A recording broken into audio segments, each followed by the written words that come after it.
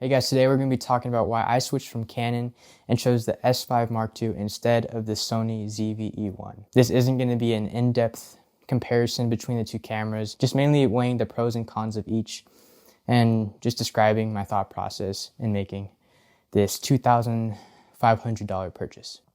And yes, I said $2,500 because I got the kit lens with the 20 to 60 millimeter lens with just the body. It's like $2,000, but in comparison to the ZVE1, that's $200 more expensive at $2,200. I think that the S5 Mark II is more tailored toward hybrid shooters for more professional work, whereas the ZVE1 is for your short video content creator. Some of the features that the S5 Mark II has that the ZVE1 doesn't have that drew my eyes to this camera was that it can record 6K open gate. It has a 24 megapixel sensor, and it still has the electronic viewfinder. It has things like shutter angle as waveforms to help you with your exposure, and it's just good cinematography features. And the most important thing that for me is that this camera has like what I call future proofing.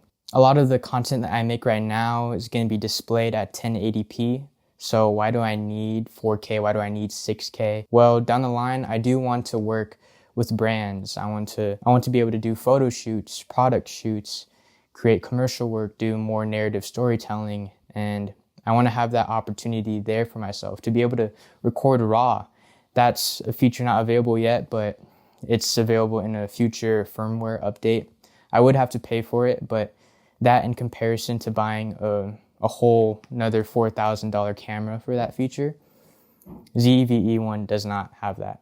Okay, but let's talk about the cons. We all know about the autofocus and how Panasonic has been slacking in this game, honestly, especially in comparison to Sony and their new AI. They can track birds, they can track ants, or I don't know if they can track ants, but it's just really good. And I was honestly skeptical with buying this camera, but I'll talk more about it, why I still chose to run with this camera anyways. Another con is that it also doesn't have that much lens selection. It doesn't have as much variety as the Sony cameras have. But again, I'll talk more about this later on in the video about why this wasn't as big of a deal as to some people for me. Now for the pros of the ZVE1. The ZVE1 can do a lot, basically a lot of the things that this camera can do, except for the things that I mentioned, like the shutter angle, the open gate 6K, the waveform, little stuff like that. Along with the autofocus, it has some good features for the solo video content creator, where it makes it easier for them to record alone, and just down to its form factor, it's really simple for a point and shoot vlog camera. That's what it's designed for, that's what it's marketed for. However, there are some major concerns about it overheating. For me and my work, I don't think that I would actually run into that problem. But with the Lumix S5 Mark II, I don't even need to worry about it because it already has a big fan right on top of the camera. Another con you could mention is that the Sony ZVE1 is $200 more than this one right here. And $200 can be used for audio equipment, for maybe a new tripod, or just other things outside of a camera to improve this experience right here.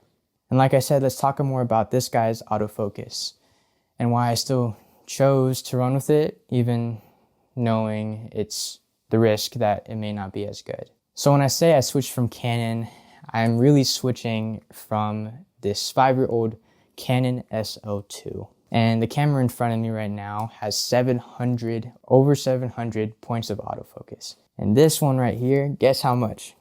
Only 9. Only 9 points of autofocus. And I've been shooting content on this thing for 4 years, and I've honestly haven't had that big of a problem. Of course, it could be better, but you always just work around with the tool that you have, and I've figured out solutions. And I imagine I'll do the same with this camera. 700 compared to 9, that's insane. So I'm still testing it out. I'm still seeing if I like it. But as of right now, it's not that big of a deal. And that brings up another point.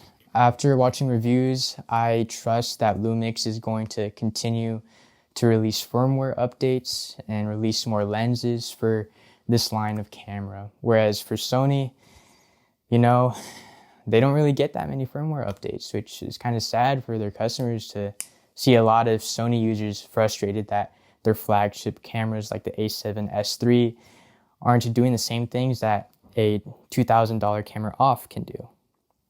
And so Lumix is really pushing forward in this industry. So yeah, I think the Lumix is better for the hybrid shooter where I can still do photos and videos. And the ZVE1 is for quick vlogs that you don't need to, you're really working for yourself rather than for a client or something like that. And so that's why I chose the Lumix S5 Mark II. I think this is be my camera for plenty of years. And it has the potential to be a cinema camera, a cinema rig, and hold up to doing photo shoots and stuff like that. At the end of the day, cameras today are great. We're choosing between, very little things but both are very great. And so I think at the end of the day, you just have to choose and work with what you got. For me, I considered the price and what I'm willing to risk. So I hope this video helped you. If you liked it, please consider dropping a like and join this journey with me to learn more about, vlog footage and how to color grade that and testing out this camera more. My name is Aaron. I'll see you in the next one.